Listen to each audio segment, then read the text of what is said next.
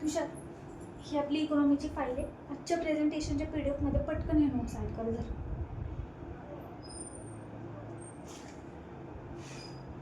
Mister Deshpande दिसलात, या समोर या. एवढूच्या झाडामागून पण काही नाही होणार देशपांडे. मला सांगा, आपल्या ऑफिसचा टाइम काय? 10:30. वाजलेत किती? 11:30.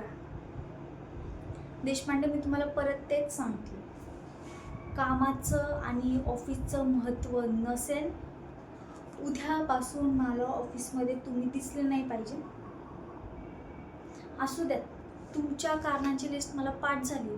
मॅम बस नाही भेटली, मॅम टॅक्सी नाही भेटली, मॅम फाईल विसरलो, फालतू कारणं झाली.